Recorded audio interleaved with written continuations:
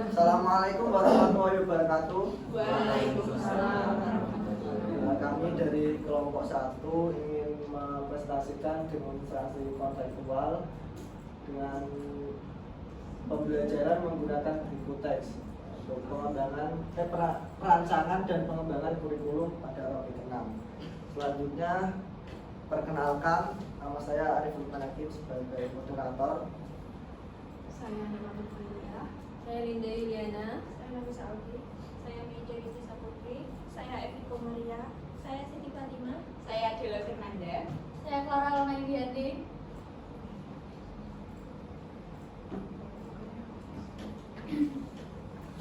Oke, ini teman-teman simak dengan seksama ya. Ini untuk kasus 1 yang akan dibacakan oleh teman saya.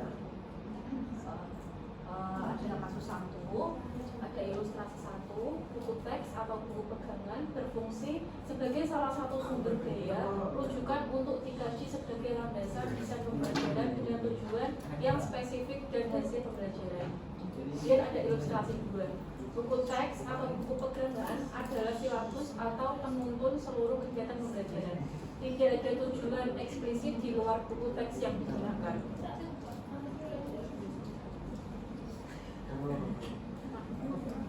Pertama, ada ilustrasi mana yang sering Anda lakukan, 1 atau 2, dan mengapa kelompok Anda memilih ilustrasi tersebut, jelaskan.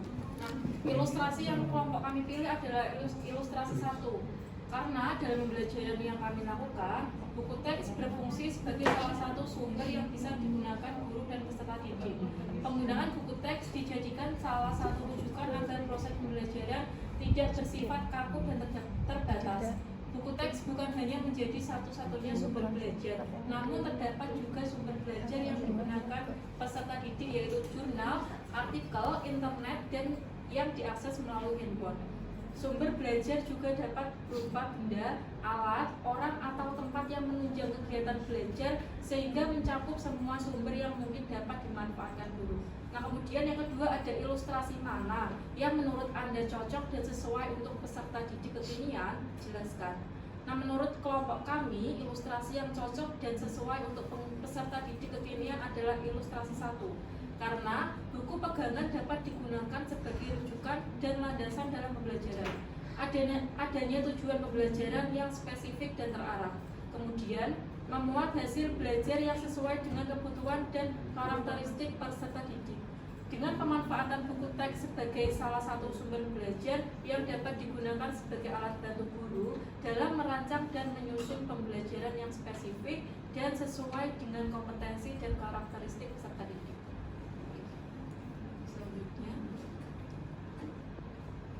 Untuk kasus 2, ilustrasi 1, hasil belajar yang diinginkan membutuhkan penilaian unjuk kerja yang bersumber dari keilmuan sebagai konten buku teks.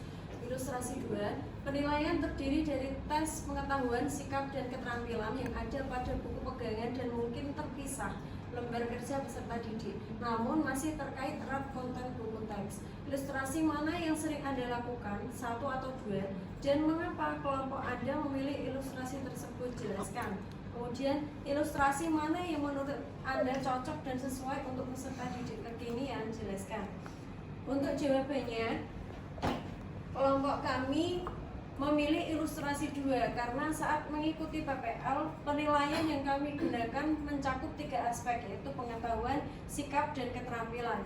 Tidak cukup hanya menilai unjuk kerja atau keterampilan proses, namun Permendikbud nomor 21 tahun 2022 menyatakan bahwa penilaian hasil belajar dilaksanakan sesuai dengan tujuan penilaian secara adil, edukatif, dan objektif, sehingga dalam pembelajaran jenis dan teknik asesmen yang digunakan dapat bervariasi, baik untuk mengukur pengetahuan, sikap, dan juga keterampilan. Kemudian ilustrasi yang cocok dan sesuai untuk peserta didik yaitu ilustrasi nomor 2, karena penilaian yang digunakan yaitu sudah lengkap, menggunakan tes pengetahuan, sikap, dan keterampilan. Sedangkan ilustrasi 1, penilaian unjuk kerja yang bersumber dari keilmuan sebagai konten buku teks. Sesuai dengan Permendikbud nomor 21 tahun 2022 menyatakan bahwa penilaian atau asesmen terhadap hasil belajar peserta didik dapat menggunakan asesmen formatif dan sumatif dan menggunakan berbagai teknik dan dari tertulis, proyek, kinerja, kerja dan sebagainya. Selanjutnya untuk kasus yang ketiga, ilustrasi pertama, buku teks digunakan untuk mengungkap, menyoroti, dan mengeksplorasi pertanyaan-pertanyaan penting dan tantangan keilmuan yang mendukung kinerja inti dalam subjek. Ilustrasi yang kedua, tugas peserta didik adalah mengetahui apa yang ada dalam teks, pertanyaan penting dan tujuan serta kinerja belajar terdapat dalamnya sehingga buku teks merupakan panduan membaca, diskusi, dan persiapan hingga akhir.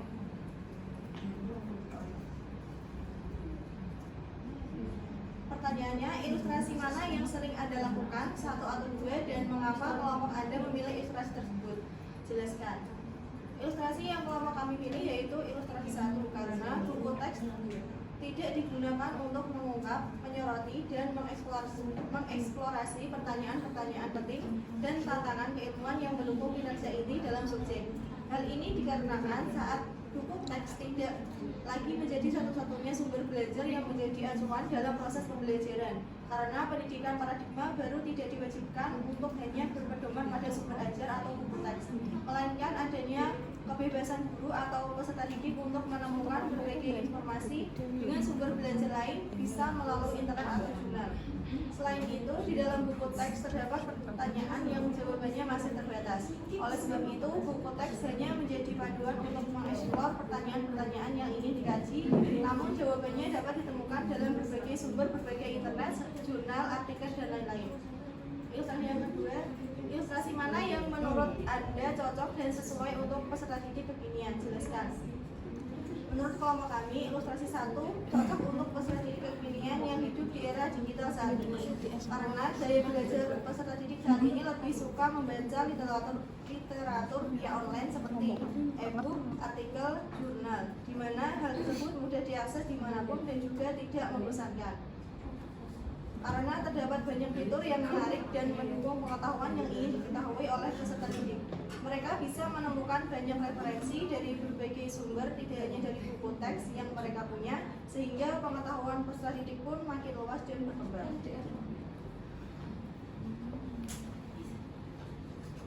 Selanjutnya yaitu kasus 4, ilustrasi pertama, buku teks tidak digunakan berdasarkan urutan penomoran, karena urutan membaca buku teks berdasarkan urutan tujuan pembelajaran yang diinginkan. Ilustrasi kedua, teks dibaca dan dimanfaatkan berdasarkan urutan penomorannya. Untuk jawabannya, ilustrasi mana yang sering Anda lakukan, satu atau dua, dan mengapa kelompok Anda memilih ilustrasi tersebut? Jelaskan.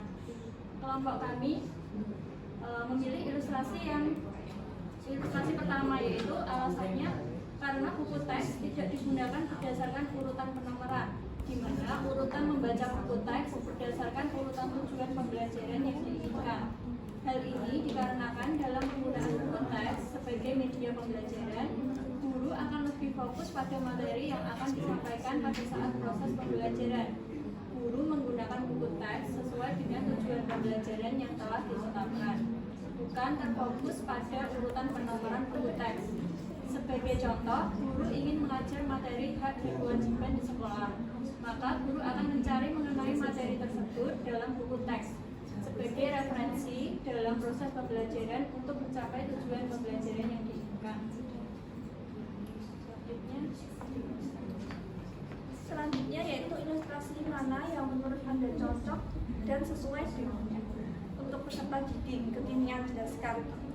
Ilustrasi yang cocok adalah ilustrasi yang pertama, karena pada era sekarang buku teks bukan lagi sebagai sumber belajar utama, sebab pada era sekarang peserta didik dapat memanfaatkan teknologi sebagai sumber belajar. Akan tetapi dalam memanfaatkan teknologi tersebut, guru harus menyebutkan tujuan pembelajaran berdasarkan urutan agar proses perkembangan peserta didik menjadi terstruktur. Adapun tujuan pembelajaran yang berurutan seperti dimulai dari mengetahui, lalu menganalisis, kemudian menyajikan.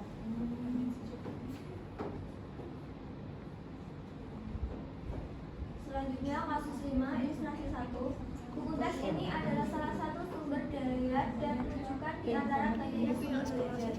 Buku pegangan termasuk sebagai materi dan umumnya hanya digunakan untuk meramu merangkum ide-ide penting dan sebagai landasan memecahkan masalah dan dukungan argumen penting. Ilustrasi 2, buku teks sumber primer dan bahan sumber lainnya jarang digunakan, atau misal tidak menggunakan media massa, media sosial, dan lain-lain. Ringkasan dan konten buku teks diambil sebagai kegiatan untuk dipelajari, didalami, dieksplorasi, diuji, dan dibilik.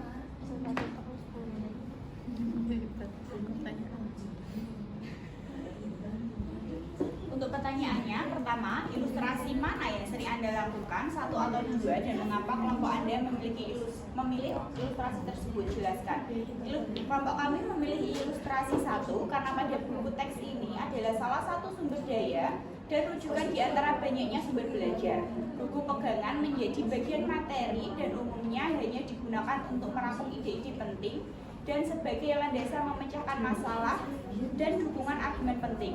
Buku teks atau buku pegangan menjadi bagian sumber belajar, akan tetapi peserta didik dapat mencari sumber belajar lain agar kegiatan belajar lebih bervariatif.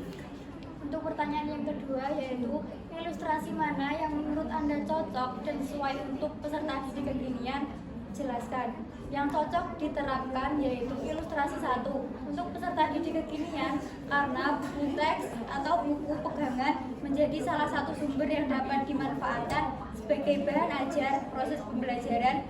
Buku teks yang berkualitas dapat diimbangi dengan informasi dari media lainnya untuk memenuhi kebutuhan peserta didik. Di era digital banyak kita temukan kehidupan materi pembelajaran yang dibuat secara menarik, variatif, dan interaktif, sehingga diharapkan guru dapat memanfaatkan teknologi terbaru tersebut di era sekarang ini.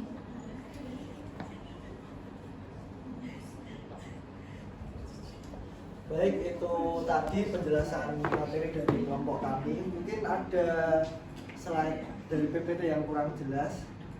Kalau sudah jelas, ini kita lanjut ke sesi pertanyaan. Saya mau nanya perwakilan dari kelompok 2. Tadi kan sudah dijelaskan PPT tersebut tadi ya.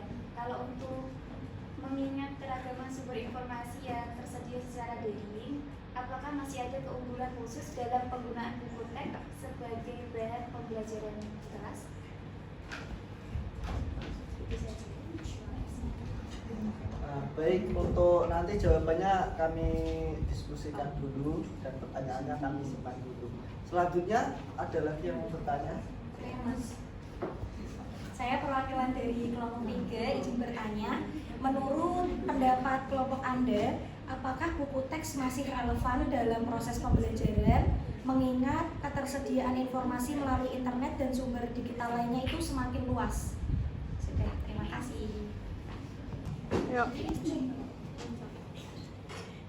Baik, saya akan menjawab pertanyaan dari Mbak Syafi. Meskipun ada beragam sumber informasi yang tersedia secara daring, buku teks masih memiliki keunggulan khusus dalam pembelajaran di kelas. Yang pertama, buku teks seringkali telah diakurasi ketat oleh para ahli di bidangnya, sehingga dapat dipercaya sebagai sumber informasi yang akurat dan terpercaya. Kedua, buku teks seringkali dirancang untuk menyajikan materi secara terstruktur dan bertahap yang memungkinkan siswa untuk memahami konsep secara menyeluruh. Selain itu, buku teks dapat memberikan dasar yang kokoh untuk pemahaman yang mendalam tentang topik tertentu yang mungkin tidak selalu dimungkinkan oleh sumber informasi daring yang lebih fragmentaris. Yang terakhir, penggunaan buku teks dapat membantu mempromosikan keterampilan literasi, kemudian seperti membaca, memahami, menganalisis teks tertulis, dan yang paling penting dapat mengembangkan intelektualitas siswa. Meskipun ada beragam informasi yang tersedia secara daring, penggunaan buku teks ini dalam pembelajaran masih memiliki keunggulan khusus yang dapat digunakan. Seperti itu. Bagaimana, Pak? Terima kasih. Oke, saya akan menjawab pertanyaan dari Mbak Rizka. Apakah buku teks masih relevan dalam pembelajaran mengingat ketersediaan informasi melalui internet dan sumber digital lainnya yang semakin luas? Jawaban dari kelompok kami, dalam informasi semakin mudah melalui internet dan sumber digital lainnya. Relevansi buku teks dalam pembelajaran menjadi subjek perdebatan. Meskipun buku teks memiliki keunggulan sebagai sumber informasi terstruktur, keberadaannya dipertanyakan karena perkembangan teknologi yang memungkinkan akses ke sumber daya pendidikan yang lebih dinamis dan aktual. Penggunaan buku teks yang terbatas dapat membatasi pemahaman siswa terhadap sumber informasi yang beragam dan relevan dengan dunia nyata. Oleh karena itu, pendekatan pembelajaran yang inklusif yang memudahkan buku teks dengan sumber digital, pengalaman praktis, dan interaksi sosial menjadi semakin penting. Hal ini menunjukkan perlunya terus mempertimbangkan peran buku teks dalam konteks pembelajaran yang semakin beragam dan terhubung secara digital. Bagaimana Mbak Siska? Iya Mbak, sudah terjawab.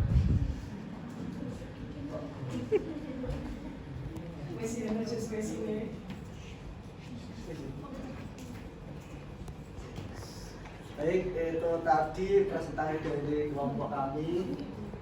Apabila ada salah dari perkataan maupun perbuatan, kelompok kami mengucapkan mohon maaf yang sebesar-besarnya. Kami tutup. Wassalamualaikum warahmatullahi wabarakatuh.